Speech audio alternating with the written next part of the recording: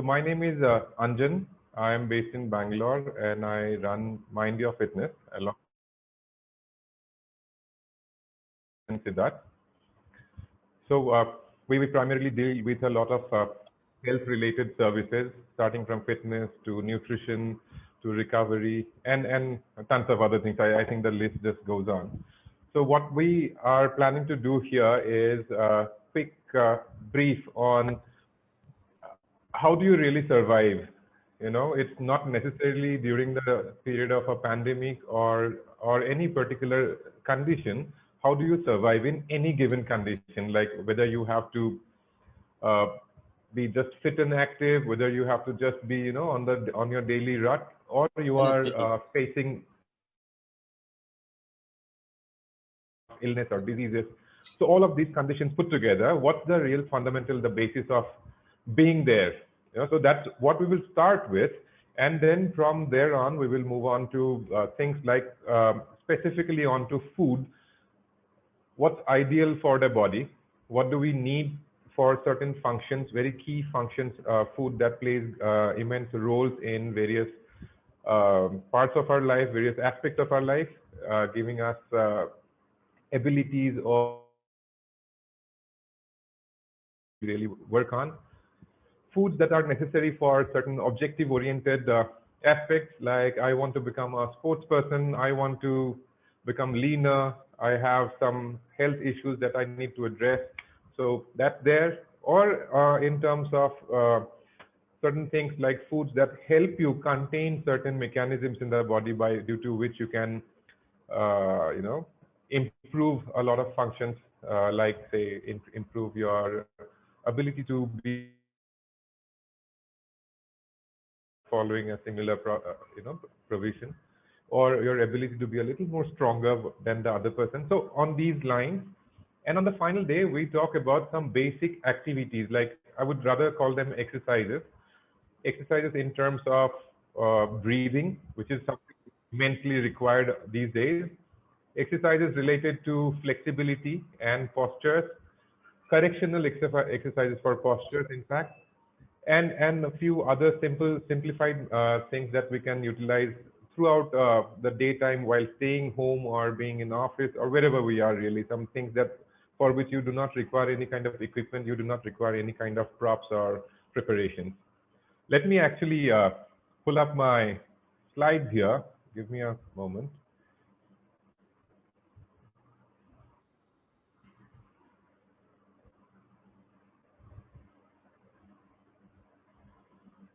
So please feel free to stop me if I need to repeat anything, if you think that I have not been clear enough. If there are questions related to the content that we are discussing at the moment, please feel free to stop me, or you can just shoot the question, okay?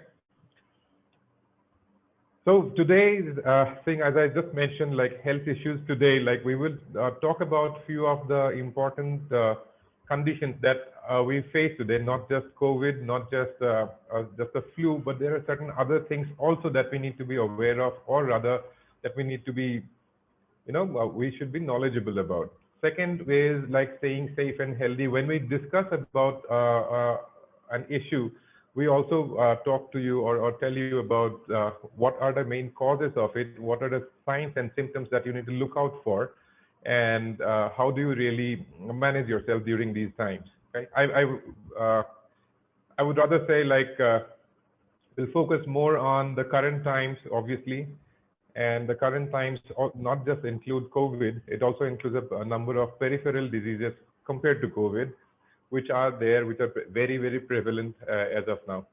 All right. So moving on. So we talked about, so what we have done is we have tried to keep things as concise as possible. All right. The fundamentals of health, this will sound very basic to you, but what do we really mean is these are the top 5 things. We do it every day, right? We do all of it every day. Eat right, drink plenty. But there are certain things that we need to know. Eating right means like, you know, eating the right kind of food.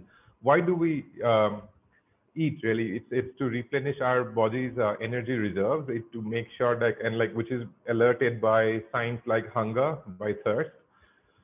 We also eat in order to, you know, achieve certain goals, health goals. We if we do not have a lot of people, we talk about, a balanced diet. Like, what does it really mean? A balanced diet does not really mean that you are consuming all the nutrients that are required or that are available in nature. What it means is you are consuming as per your requirement. I mean, what your body requires, not to push it too far, or not to making sure that you are having, I like eating carbohydrates more than fats, or I want to become a bodybuilder, so I eat more of protein. It's not about that. A balanced diet is the right proportion of each nutrient in your meal and every meal of the day. All right. Similarly, we talk about drinking fluids. If I say fluids, primarily this includes water. I would say about 70–80% of that is water. Plain water that we need on an average, at least in a country like India, you need to consume at least 3.5 liters of plain water on a daily basis. Doesn't matter what is the room temperature of the water, but you need that amount of water. The other things that other fluids that we can talk about are fluids that we receive by ways of fruits and vegetables, fluids that are available in a lot of other food products in nature. So those are also included. Being Indians, we drink plenty of tea and coffee. So that would also account for it, although they have their own lines of pros and cons, but let's not go there right now. Exercise not just mean, moving to a gym or doing some workout, going for a run and all. Exercise also means, like, I would rather say, physical activity that is needed. So in olden times and now, compare the two times, like, let's say, give a 50 years gap at least, so many things are modernized, technologically enhanced. So is the need for our being physically active has come down. So as a result, what happens? The utilization of the body is lesser. We eat like we have always been eating, but we're utilizing that energy in a much lesser or much inadequate amount kind of fashion. So as a result, what happens, we tend to become lethargic, we slow down, we bloat up, and so many other things that happen. Sleep is one of the primary things, which is one of the best ways of recovery, which is one of the best ways of recovery for the brain, or I would let's say call it mental recovery as well as physical recovery.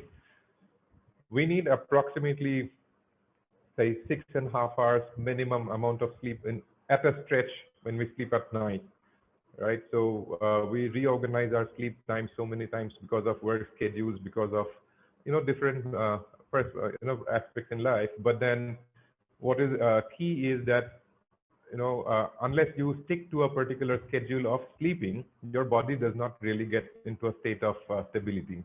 You need to exercise absolute rigidity, strictness in terms of your sleep times and wake up times. At least a minimum of 6.5 hours of sleep is great, but a maximum of, again, like, not more than 7.5 hours. More than that, either you are sick or you are too lazy. That's when you would be probably sleeping beyond 7.5 hours on a day.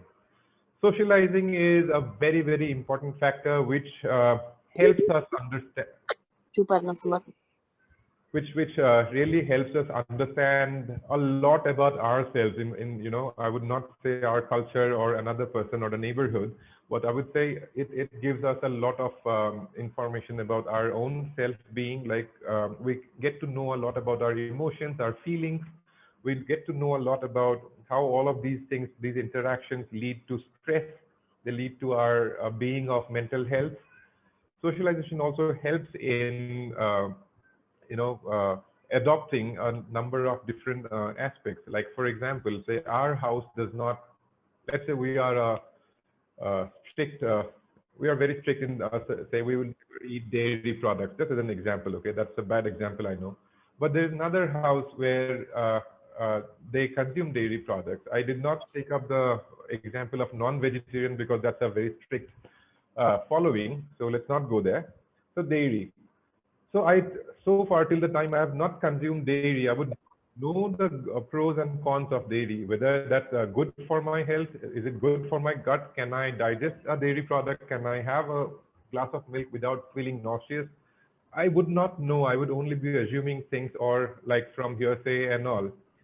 But the moment I go and taste it once, I would not then know the importance of, or the good part of consuming dairy. That way there can be a number of other factors. I'm sticking to food because we're talking about health at this point in time. There would be so many other things as well. Like there are activities that you would engage in which doesn't happen at your house. Maybe it happens at your neighbors. So such kind of things is what I mean by socialization. We'll come into bigger factors of socialization later on today itself. The last thing here I would say is monitoring. Monitoring would mean understanding the signs and symptoms that your body really emits, I would say. There are so many times we feel a niggle and like we ignore it. Probably if we know about it, it's fine. But if we do not know about it, you rather be concerned. You do not know how things evolve from one thing to another. Like, for example, let's start with a normal shoulder pain. My shoulder pains when I lift my hand like this from the side. What does that mean? Does that mean I have been hit by something which I know I have not been? Does that mean I have jerked my shoulder hard, which I know I have not been? But there would then, like, after you do a hit and try kind of effort, you realize these are not the daily things that you do when you are conscious. One of the primary things of shoulder pain can be because of the posture of your sleep. You sleep like this for a long time, with improper hand, I would say, folding your hand in a wrong way or placing your hand in the wrong way. Your entire body weight is on your shoulder, and then the alignment of your pillow and your mattress is not great. As a result, your shoulder is the poor guy that really suffers. And we would not be able to find out the reason. So monitoring patterns, monitoring what you do, how you do, monitoring signs and symptoms, knowing about a lot of these kind of things helps us a lot. Beyond this, there are monitoring of your temperature, monitoring of your blood pressure. So these things are, I guess, would go unsaid. Like these are like anyways important in today's time. So what do you really achieve if you do all of these things right? Okay, what do you achieve is it all leads to a normal functioning of day-to-day life. I mean, like we had put up a theme for this camp as life is precious. It is precious. Like, I mean, there's no second opinion about it. There's no second thought about it. Internal would all be regulated. They are all normally functioning. Your immunity is at its peak. It will take something to impact you a while before you will surrender to it. Mentally, you'd be at peace. Genetic strength. So many things say our lineage did not have any record of diabetes, for example, but that can be inherited and like you got it somehow because of your lifestyle, because of your choices. There is a high chance that you will pass it on to your children or the next generation. It can just skip a generation as well. So I mean, like if your habits are fine, if you do not have anything that can be passed on hereditarily, there are no chances that like things would travel and the next generations would suffer. I mean, it's an important cause nowadays. Prevention and timely action. What this means is when you know about things, when you are aware of so many signs, symptoms, you are aware about what is required, what is not required, what is avoidable, and what is indispensable. So this way you can actually take action more proactively rather than when the thing has passed and like the damage is done. So I am not getting into specifics of things right away. We have something that we want to show you a little later. So hold on to that. So this is more of an expectation setting thing at the beginning. So let's move on to something a little more deeper than this. All right. So proactive and reactive. It's all about. You remember the previous slide that we talked about, all the things that are required versus things that we do or actions that we do after we see a symptom or after something is already damaged or done. What do we really mean by this? So proactive, there are things that are in control, that you can control in the environment, that you can control in nature. And one of the primary things there is food. You know what you can eat, how much you can eat, when you can eat, and you can pick up, you can choose. Just a while back, I meant it's a diet which is full of all nutrients, but in proportion to what you require.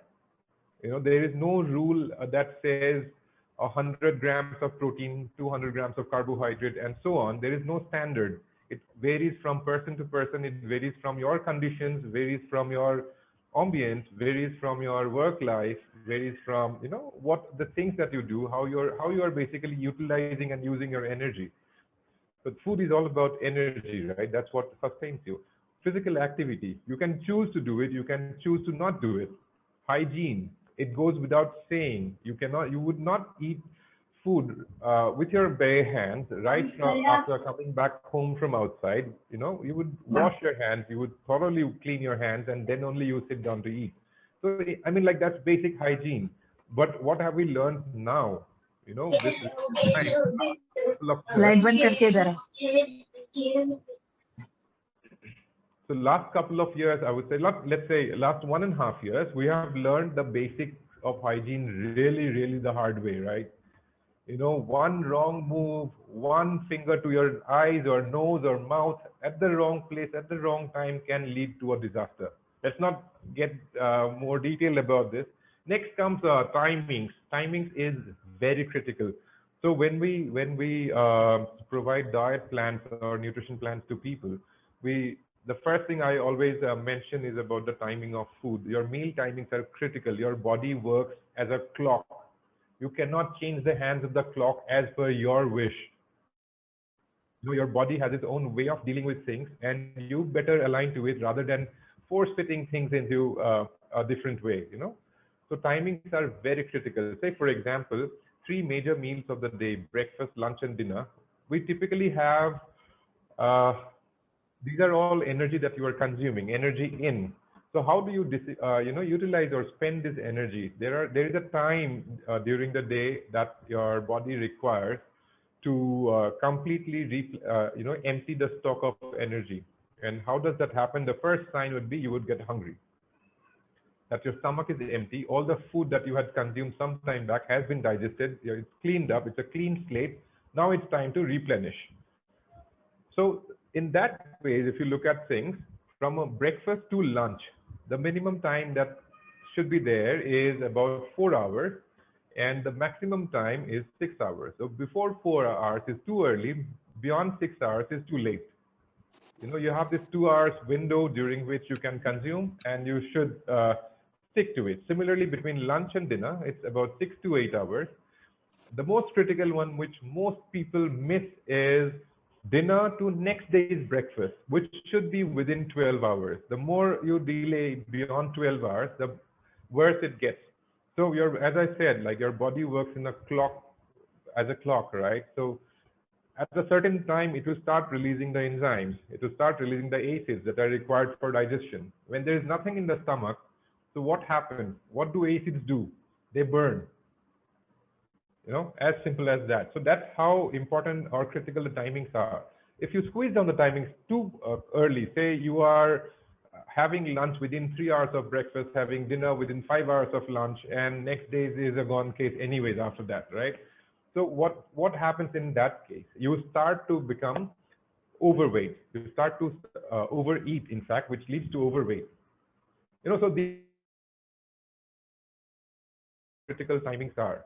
However, there is no timing for drinking water, by the way. Like you need to consume water at 3.5 liters or minimum every day at any point in time that you want to. Just drink, and there is no second thought about it. Relationship and talking. So that's where socialization comes into picture, be it the relationship within the house, outside the house, however it is, like, you know, be it within the family, with friends, your neighbors, with peers and colleagues. It matters a lot, because what does this lead to? When a relationship sours, you get something which is one of the biggest cause of cardiovascular diseases today, which is called stress. Unnecessary stress, unnecessary issues in your head, really, like, you know, which really drives you crazy. You do not take decisions right. You do not have the right mood. You do not, I would say, mood settings rather. You do not have so many things in order. Hormones that get secreted. We'll talk about that. I have listed that down in a little while later. So we'll talk about that as well. Talking is important because it is the only way you communicate about yourself to another person. Like there are some things obviously you would not want to talk about. Let's keep that aside. But what you feel, what you see, what you believe, you would rather share. We have so many problems, like because we do not talk. Like I'm not talking about the nature of a person. It's a completely different thing. But you need to communicate somehow. You need to give a sign, and the best sign we can utilize is by talking. We have that ability, and we should be using it. And how does that really help you? It releases a lot of stress from the body. It relaxes your body when you talk. Even if you just spat, you'll still be releasing stress. And that's how important it is. Significant self, well, we all talk about I need to look at my family. I need to be in the kitchen. I need to wash my car. I need to do this, do that. All about things. Uh, I have committed things to someone. I have said things to someone. So all of these things, you should try and analyze how much of it is about yourself. How much of that is about yourself? Can everything else that I just mentioned function if you are not there? And surprisingly, yes, everything else will function if you are not there. The only thing that will not function is you yourself. And that is how important it is to take care of your own self first before you can really say that I am able to take care of somebody else. That's where we miss out so many times. In fact, like most of the things that we are going to talk about, this last point about significant self, how much of significance do we really put in on ourselves? When so I did not say this earlier. I should have. My bad. So I have done a few courses before I started. In fact, like right after I started Mind Your Fitness. In fact, I have done something called a lifestyle and weight management certification course. So where we first get to learn about how to manage our own selves before you are able to manage somebody else. Remember, when you take a flight, what do they say? If in case of air pressure drop, you put your own mask first before you help another person, even if it's a child sitting next to you. Because if you are incapable, you are going to mess up yourself, and you are probably going to mess up the other people around you as well. So that's how important the self is. We'll come to that again. So what comes next is, if so first was you are only a mortal, right? You have a specific time limit on earth. But if you do not believe that, you start to believe, no, I am mortal plus plus, I am human more than human. I can do anything that I want to. I do not care. The easiest way of saying is, mujhe COVID nahi hoga. And the next day you come back home getting positive, and like 10 people around you is also positive. That's how important it is to understand. So how fragile we all are, in fact. So the first thing, like this, I have tried to kind of pair these up alongside the mortal part. Just eat. We do not care what it is. I love sweets. My excuse is that I have a sweet tooth. What does that make you? You have a, say, fetish for sweet. Does that really make you immortal to sweet? Really, no, right? It will take its toll. It will come and hit you back sometime, if not now. Physical activity, I'll do it only if I'm really, really, cool about it. I want to do it. I need to be compelled to do it. I should not, I should get that strong pull, that I should get that urge to do this thing because I love to do it. But why? There are things that you're supposed to do even if it's not for you, or if it is not something as thrilling, right? So these are ways, I would rather say excuses that we give to ourselves for not staying active. This is a good movie, so I'll go for my walk a little later. I mean, the movie can wait, right? Your walk timing is important because that's about your body. So similarly, there are so many things. I do not like to go for a walk in the sun. It's too sunny today, or it's so cloudy today. I mean, like, I'll find out enough reasons to not go out for the walk just because I want to sit on the couch, watch my movie, or do something else, but not go for my walk. Or like that's just the small example. There can be plenty such examples. Clean only when dirty. Can you see coronavirus on your hand? Can you see influenza virus on your hand? Can you see a bacteria on your hand? That's what works on the in the body in a negative way. And this is what we really don't look out for so many times unless we are forced to look out for it. You know, what do we do now? We come and wash hands 20 seconds, 30 seconds with soap water, turn it this way, twist it that way. We do all these things. Why? Why have we not been doing it earlier? These are basic hygiene rules because we believe we are strong enough. My gut won't give up. So that's the screen time. One of the, I would say, after socialization, this is probably the next biggest cause for stress around the world, around the globe today. Screen time. The amount of time we look at the screen, the smaller the screen, the worse it is. You can understand, right? The aperture feature. A bigger TV versus a small hand phone, a mobile phone. Look at how the light emits, the light reaches your eyes. That's how important it is. Like so many of these devices, they say the radiation, these are within the radiation levels. Does that mean they do not radiate? They radiate. They probably say that, like, not probably, they say that it is within the tolerance levels of humans, but they still radiate.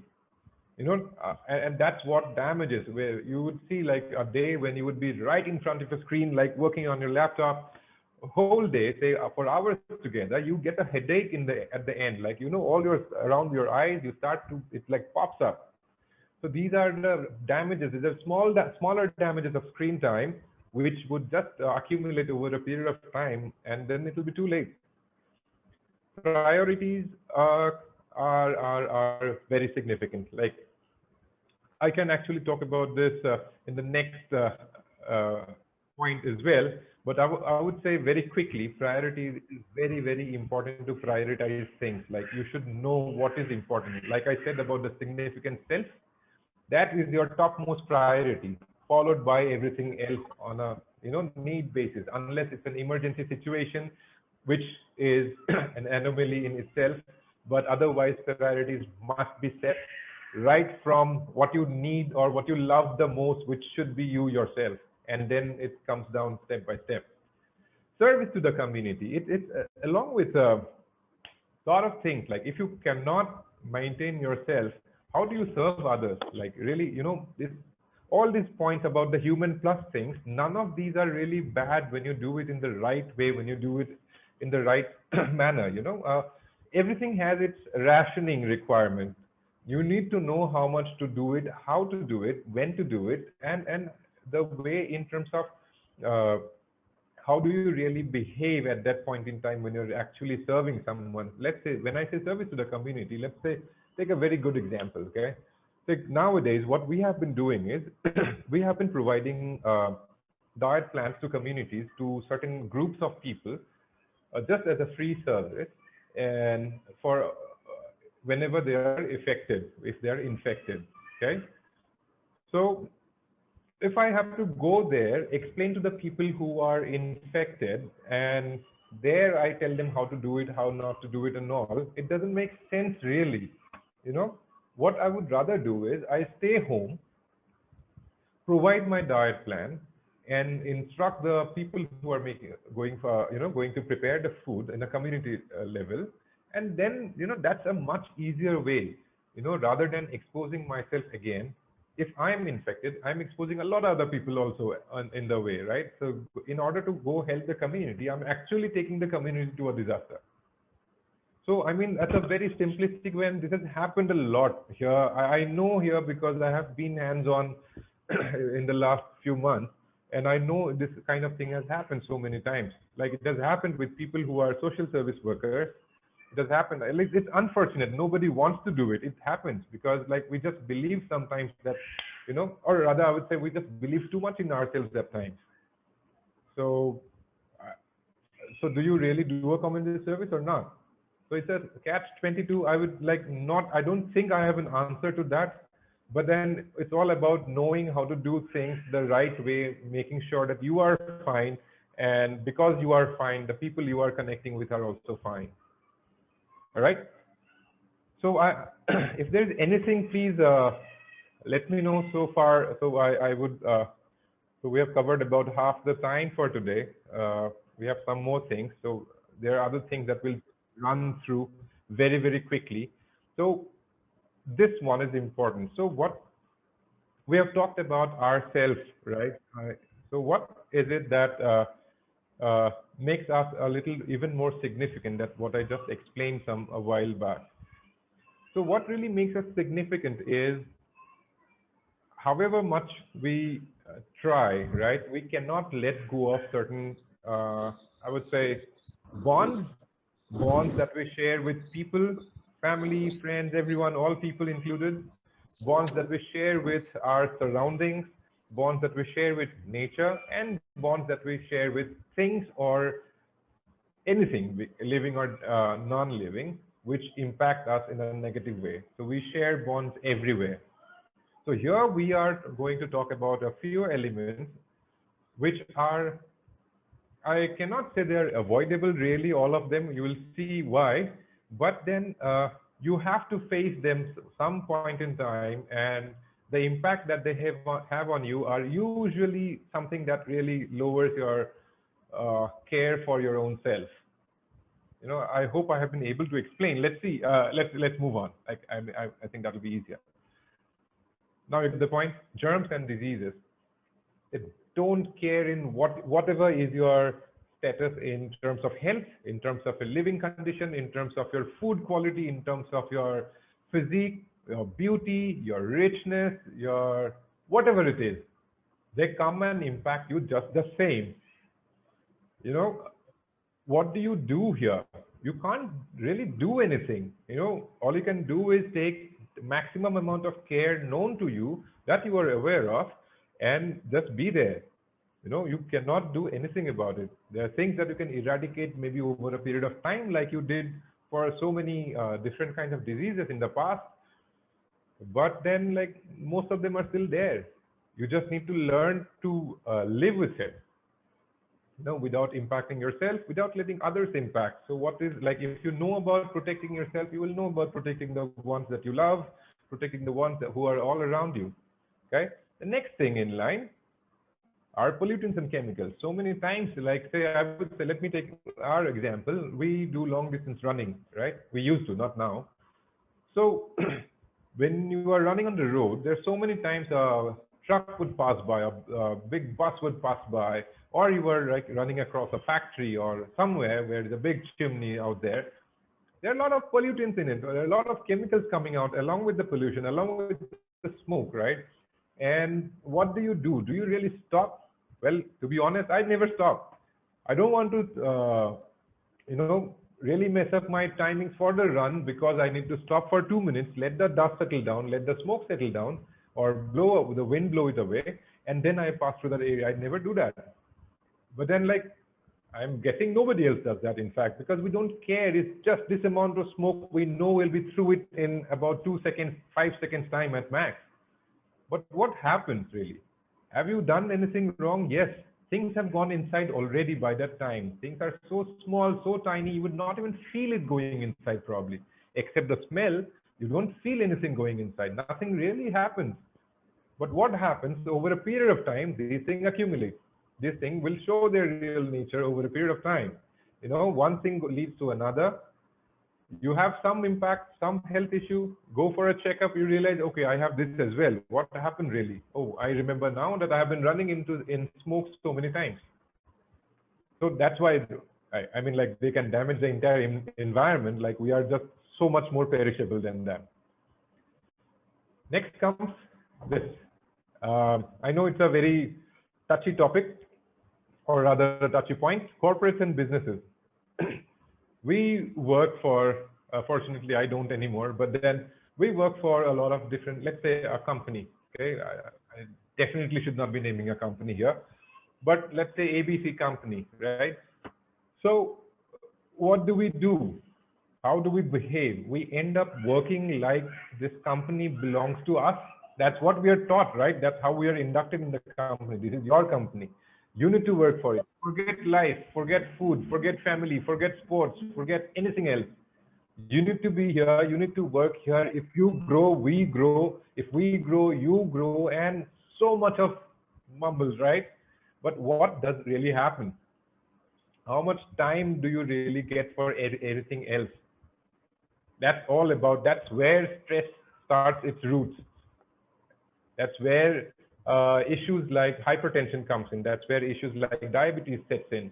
So it really, really messes up, unwires, your entire life chain in such a way you would not even realize. We'd be running after achievements, with running after promotions. I know these are all important. Everybody wants it. Who doesn't want it really?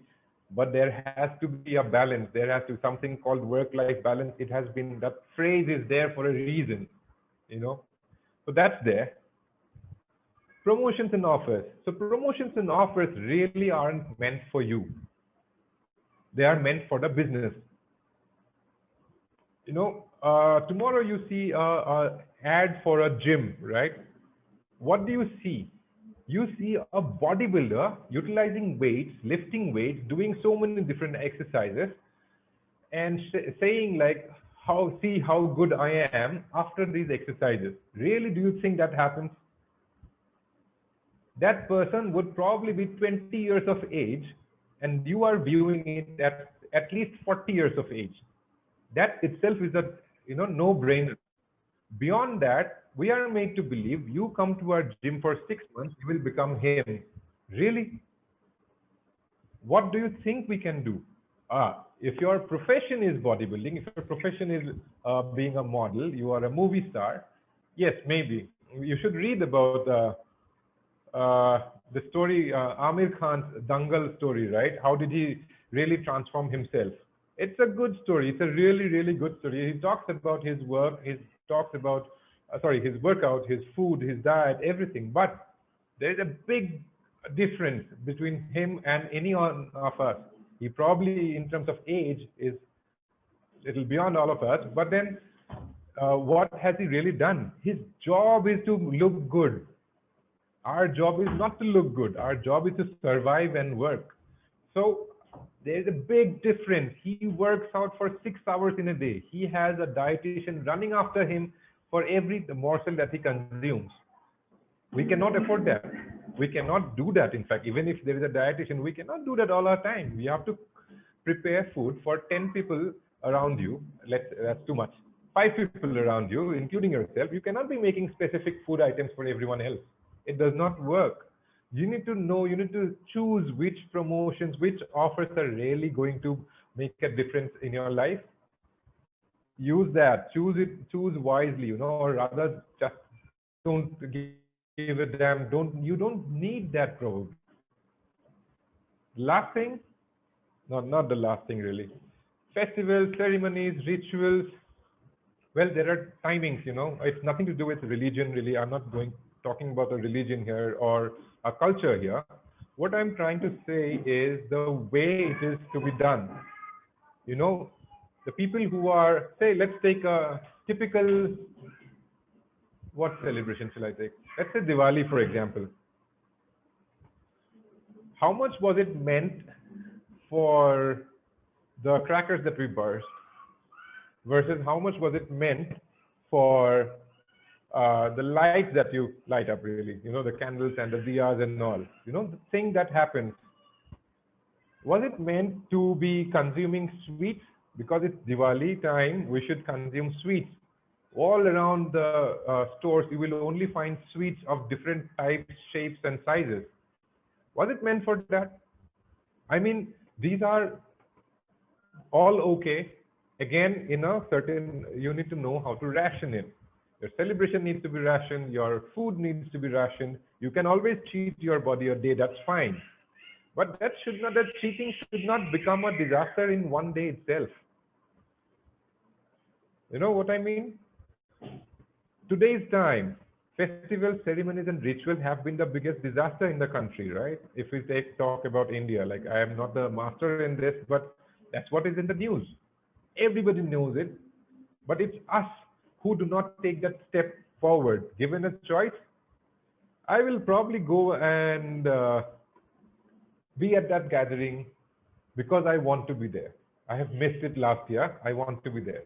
Whatever that gathering is, whatever that means to me, I just want to be there. So really, do you really need to go there? It's okay if you miss it once or twice. That is if everybody starts to think that I should go there because I did not go there. In the end, so many people gather there with the same reason. And like what happens as a result? Say all the 100 people who had come there are all fine. But do we know about the people that we meet while on the way from home to that place? Do we know the people who have cleaned up that place? Do we know the people who are managing that place? I mean, it's not about the people you are going along with. It can be anybody else also. So that's how dangerous it can be. And all you need to know is save yourself. The moment you start saving yourself, everybody does that. You don't fall prey to these kind of issues at all. We're very sensitive topics here, but then like this is a fact. Like, some people do not like to talk about it. I thought I would rather say it and then face the brunt, but that's okay. Competitors. Who are our competitors when we are talking about loving ourselves, taking care of ourselves, everyone else around you? Say you are the elder in the family. Everybody else would want you to do things for them, guide them in ways that you can manage things, right? But what about you? When would you take care of yourself? So if you look at it from that perspective, that is a competition to you. I do not mean to say you should not. There are responsibilities that you are supposed to fulfill, and you should be doing that properly. But then there are also things that you should know how to prioritize. What our priorities are. Is the priority you yourself eating first, or is your priority that like everybody eats and then let me see when I can eat? I'll clean up, I'll make everybody else eat, I'll give everything to everyone, let everybody settle down, then I'll eat at peace. That really does not, that probably will make you feel good in a while, but over a period of time, it is going to make you sick. We do not even realize. So these are known as, there are certain things called silent heart attacks, which do not come with a symptom. Normally, heart attacks, when people get a heart attack, sometime before that, you get a symptom. You will have pain in your chest. You will have pain in your arm at times. For women, you can have pain on one side of the neck, or you will have breathlessness. You will have palpitations, sudden lot of perspiration, and so many things happen. But there are times when you get a silent heart attack. It just comes without knocking. It just comes in, and it can be as fatal as any other heart attack, right? So it's like that. There are so many things. We have news, we have reports of people like falling down, fainting because of fatigue, fainting because of not having enough food, not having enough sleep, and all of that. Who's suffering in the end? You yourself. Just think about a situation when you are the sole provider for the entire family, for example. I know it's a bad and very touchy topic again, but this is the easiest way to explain. When you are down, what happens to the rest of them? That's where priority comes in. That's where self-care comes in. You need to be absolutely fit, healthy, and at a perfect state of mind in order to be able to provide to everyone else. And when you are in that state, you will see changes in your surroundings also. Everybody else gets inspired. Everybody gets a piece of everything. Things get distributed. People understand, they follow, they learn. So a lot of things happen. So these are the 6 elements that I would say that do not really care about you, where you need to know how to deal with these. You need to put yourself first, make sure that you are fine, and then deal with these things step by step. You will see articles about all of these one way or another in so many research papers globally available, and especially some of them are in India. All right, let's move on. Let's not, is something we need to know, right? Please don't get too distressed. Panic is one of the biggest problems that we face today. And that's why we have provided this camp for all of you, so that we do not panic, we do not think about things in the wrong way and jump to conclusions and all. There are so many things you see. Let's forget the symptoms and the possible sources. Look at the diseases. Okay, I have a list of 11 items here. All of them, if you look at all the diseases put together, they are, I think they can be the deadliest of the diseases here. All right. For 9 of them, one of the primary reasons is diet. It's food. Just think of the amount, the extent of role that food plays in our lives. So if you look at high blood pressure, possible source diet, lipid profile, cholesterol, LDL, HDL, triglycerides, all diet. Overweight, obviously diet. Sugar, high blood sugar, diet again. Digestive problems, diet. Headaches, not there, sorry. Breathlessness can also be caused by diet, eating the wrong amount of food, making things like which are not easily digestible or which are not easily assimilated in blood can lead to breathlessness, overworking of the organs in the tummy, chest pain, nausea, fatigue. So all of these things are like related to diet. Like it plays such a big role in our lives. You cannot, I mean, like for obvious reasons, right? We survive because of food. And on top of that, more than surviving, we indulge in things that we love to do, which even after knowing that we're not supposed to do. And then we blame so many circumstances. I mean, the reason for showing this slide to you is actually the possible sources column. Okay? We cannot do much about the pathogens and the allergens, the germs and the pollutants and all. We cannot do much about that right now. I mean, like that's a world-changing thing that should happen, but then let's not go there. But what is there in our hands is diet, lethargy, stress. These are 3 things that are in our hands. All right? We take care of these. More than half of these problems get out of your lives. So eat right, drink enough water, be active. There is your solution to most problems. And you know what happens? Say COVID, for example, easiest example now and easy to understand as well. What do people blame COVID to, really? Like, let's not go to China, but then they blame it to your immunity, right? Your body is not able to defend against the virus, right? What is immunity? It's nothing but a bundle of, it's a composition of a number of nutrients that really build up your body. Let's say it's a stronghold, it's an armor around your body, it's a shield around the body, which something hits, it doesn't let it pass through. You know, it does not come into the tissues, it doesn't go into the blood, it is not allowed to go through your nose. I mean, like, you know, nose hair, for example, is a defense mechanism. It's a level of, first level of immunity. They are the sentries. You know, tonsils are immunity.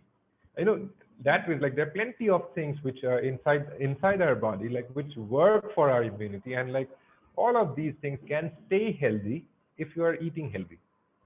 Like, a lot of times we really do not follow it. We discourage others from following it. And the resultant is that, like, there'll be tomorrow, something goes wrong and we will not know who to blame. Probably we'll blame the third person. Oh, because of him we got this. You know, you never know. Anyways, let's move on. Yeah. I mean, we'll just run through these very quickly. You know, the upcoming thing here is monsoon, or rather I should say incoming thing, you know, monsoons. So monsoons, like, however important they are in terms of crops, in terms of water reserves, in terms of so many other good things that you can think of. But these 6 conditions are there which have not ceased to exist during this time. There are places where people are like terribly impacted because of monsoons. Like, take for example the Northeast. Like, so many diseases occur. Take for also like places wherever you see forests, wherever you see too many water areas, you know, So all of these things fall into trouble because of monsoons. Places there are other problems as well. I would not discount the floods everywhere, but then like let's come to the disease. Stick to the diseases. It can carry so many diseases. What do you do in these conditions? Make sure one simple thing. Let's take for example the mosquitoes. Like what do you do? Shut the doors and windows by the time it's dark or right before it's dark. You know, I know mosquitoes are all around throughout the day, but then they really, I don't know, at least they bite me in the evenings only, after dark only. I don't know why, but then, but that's the thing, right? Mosquitoes enter your house only after it's dark. So avoid it. Put up nets, close the doors and windows. You know, as simple as that, like what you should do, or use some repellents if nothing else works. You know, cholera or any of the intestinal diseases that you can think of, all of it is because of what? Hygiene. That's the primary thing.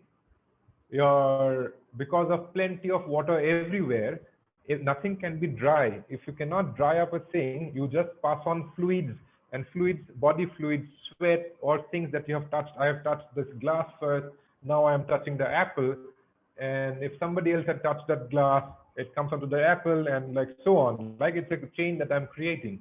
And it's a microorganism, right? You cannot see, you cannot feel, you cannot just do anything about it. It'll just travel. So, I mean, that's how we really ruin our digestive system. So, I mean, there are so many things. Like if you are wondering what is leptospirosis, it's a disease that comes from animals. And I think it impacts our livers and kidneys. It comes from their excretion, mostly urine from animals. And during monsoon seasons, because of the amount of water, plenty of water everywhere, and the animals around our country especially, out in the open.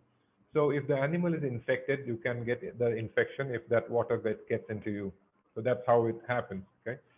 So anyways, let's quickly move on. So these are just some numbers, some information. We're not going to discuss these things in detail. We all know it. We have taken this from Google. So like, that's about it. So if there is anything we can please, you can stop me. The reason of putting up some of, so what we have done, we have kept 7 very, very important diseases or epidemics that can grow to epidemics or pandemics throughout the world, and especially in our country as well. So those are, I mean, there are more dangerous diseases as well if available if you need to. But then these are the ones we need to know because these are the most common ones. These are the ones which have impacted a lot of masses. Like, you know, they are like risky and are more number of times contagious, except 2 of these, which we'll come to.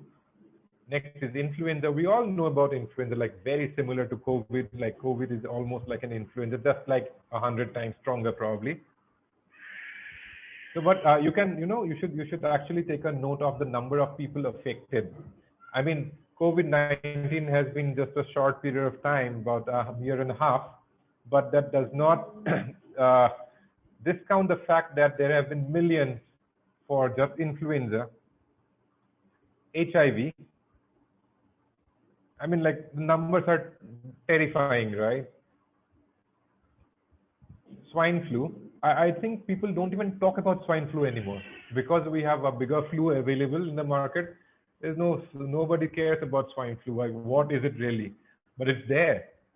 It's still there. You know, bird flu, avian flu, or I mean, although it's the impact has been lesser, it's not as great, but then like it's there. It's a very, very common thing nowadays. Cardiovascular diseases, by far the biggest killer of all times. It just happens. It's one of those, I said a couple of things which are not transmittable, except genetically, of course. So this is something like which we have already seen in that chart before, where you talked about the diseases, the causes, and the sources, and all this stuff. And diabetes. Diabetes is something like we have this. It's a problem with the insulin. It's how your pancreas provides or not provides insulin to our body, right? It's nothing much to do with sugar really. It has something, I mean, it's not a direct impact of sugar that you consume. If you have high blood glucose or blood sugar, it does not mean you will have diabetes. Not always, unless it really shoots up through the roof, right? So what I'm more interested in right now is this. So this is from Harvard Business Review. So just look at this. So if you look at the black hill up there, it's cases without the protective measures. Like it's since the, I would say the first case, yeah, in fact, that's what they're saying here. First case till date. So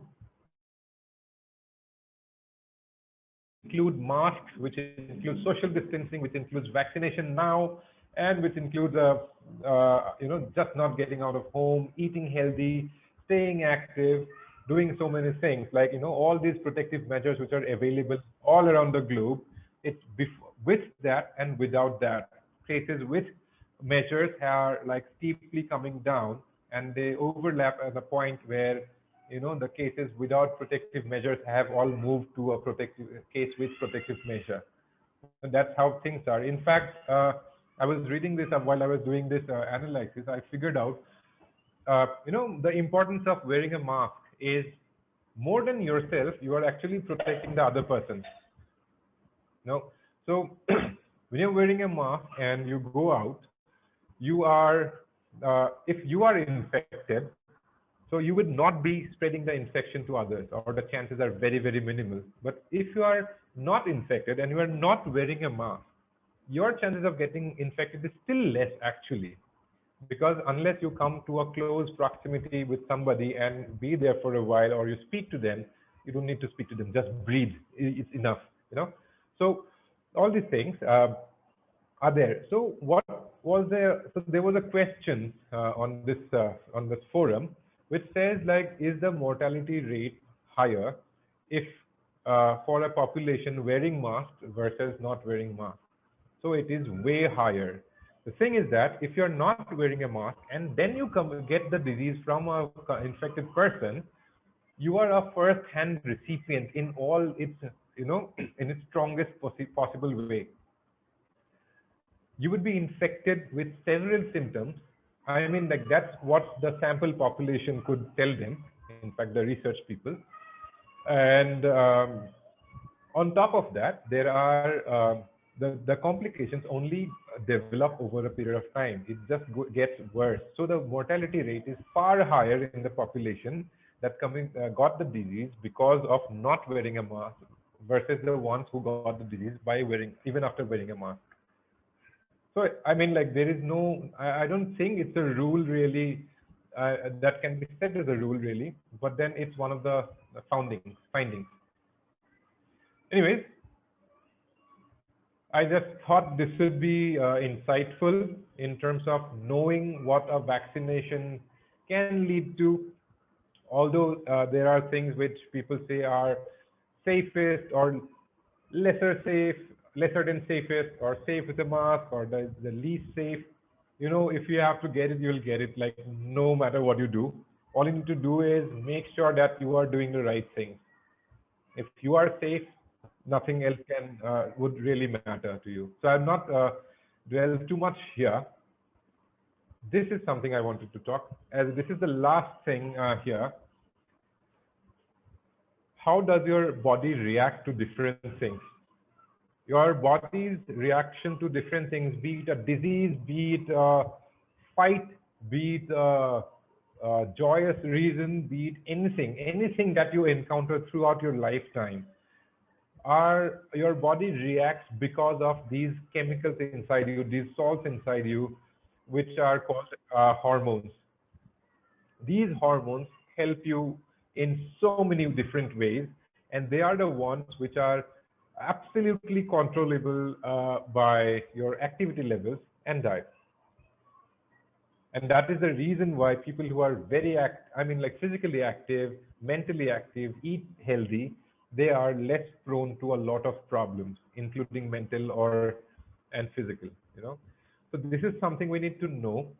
So, and I gave you the names of those glands only because It helps you relate to some of the names of the hormones better.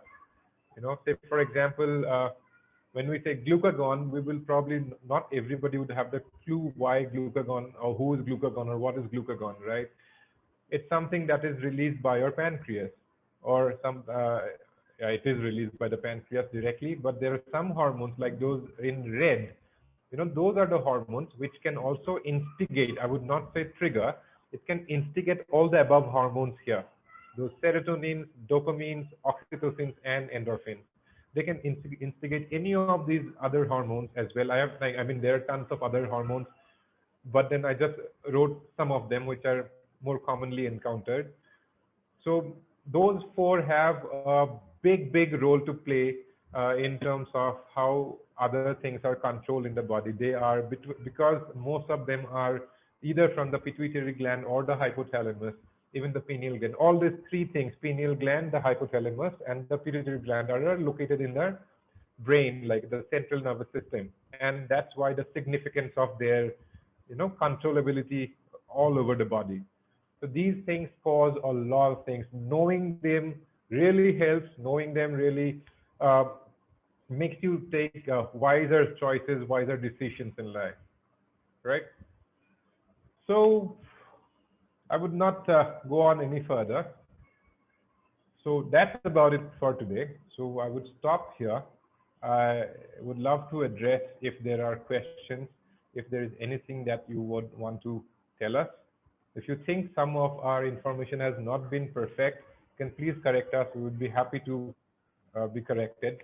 If there is anything that you would want to add, which can be helpful for others also, please feel free to do so.